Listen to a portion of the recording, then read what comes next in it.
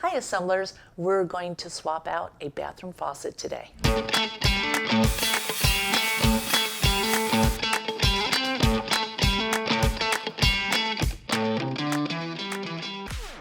We're going to work on a bathroom sink that is kind of running slow. Tools that I'll need is my adjustable wrench, grab a normal pair of pliers, my Crescent wrench, an Allen, and a tape measure, so if we do need to replace it, we measure it and go from there. Whenever I find a faucet that is running really slow, first thing I want to do is to clean out the aerator, make sure that is not the problem. You can buy replacement aerators, but it's a simple unscrewing, and there's all kinds of gunk in there. Clean it out, screw it back on. So much better. If that wasn't that easy of a fix, if you were still having a slow problem, these have little cylinders that can be replaced. You turn off the water underneath. There's a little piece that you can take off. There's a Phillips screw that you can unscrew, take the handle off, and there's the cartridge you can replace. You can pick up cartridges at any of the box stores or any plumbing supply that will have it. Not all faucets just have a simple screw. Some have a little Allen wrench screw that you can take off. Just untighten it, pull it, and there's the cartridge again. If you decide that you want to replace your faucet, what you will need to do is to measure between these two center points to make sure you get the right size faucet. From center point to center point is 4 inches. On the box of your replacement, it'll say a 4-inch wide spread. You can use that faucet, of course, then to replace it. Since I have the water lines turned off, we are going to do a quick swap out of this faucet. Again, always have a bucket handy for the water. Now, if your water lines are fairly new, you can reuse them. Some plumbers just automatically replace them whenever they replace a faucet. It's strictly up to you.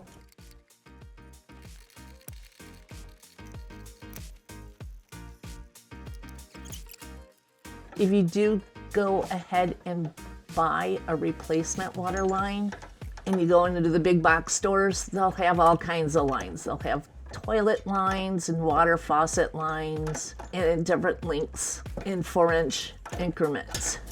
Measure where the sink connects to, or the water line connects to the new faucet down to the water line. This is showing 11 inches. They come in 4-inch increments. The smallest one is 12 inches and the longest one is like 40 something. Just move up to the next water line length that you think you might need. These are probably 12-inch water lines. So you always have the bucket handy because once you release any and all the pressure in the water lines, it'll let loose. Another simple repair for faucets is if you lose access to be able to plug your drain, that little piece can be replaced also.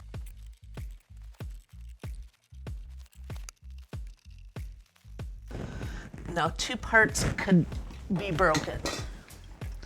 The little ball and pin that will move the drain up and down could be broken off, rusted off. And you can replace just this part, or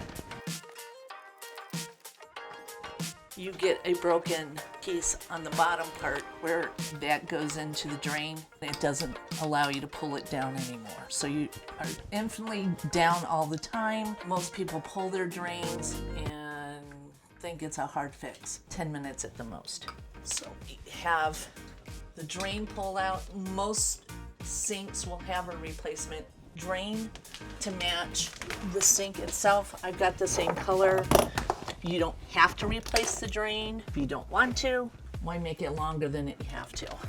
So let's get underneath there, loosen up the little screw caps that are holding the sink faucet in place. Take the old faucet off. Put the new one on. Of course, clean this up a little bit because you haven't been able to clean well around your sink faucet. I always like to clean that up. So you have a little placemat. These are used, so you've got a little bit of green, no big deal. Place this on so you have the little pull tab. Fit this in, place it where you want it.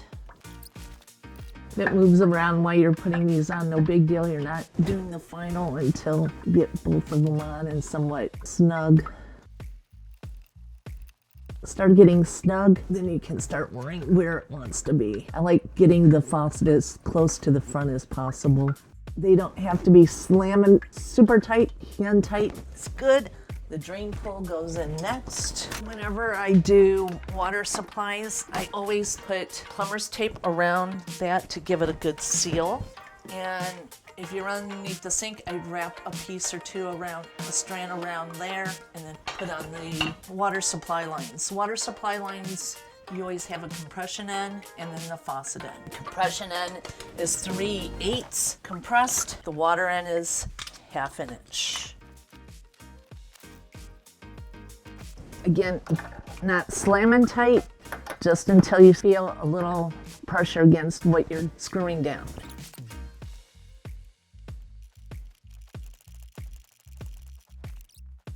Now that I got the water supplies threaded on to the water, I'm gonna turn these babies back on and check and see if there's a leak. Turn off the plumbings.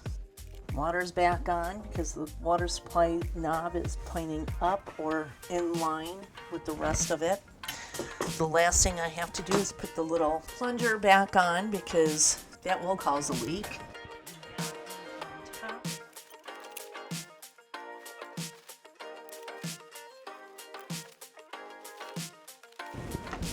Make sure that works.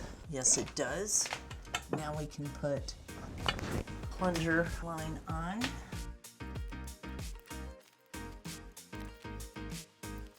It has a little clip and this multi-hole can go on the plunger. One side goes on the plunger metal rod and it's just a little clip onto that. That gets tightened with a pair of pliers with a Crescent.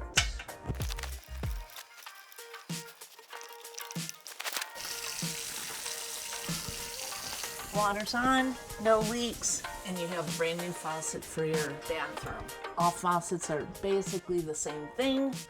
Like I said, faucets do have replacement waste lines. Moen has several models that screw at the bottom. When you're replacing a waste line, just make sure that this flange is nice and tight against the bottom of the sink so you don't have any leaks. But that's the best way to upgrade and update your bathrooms with a new faucet.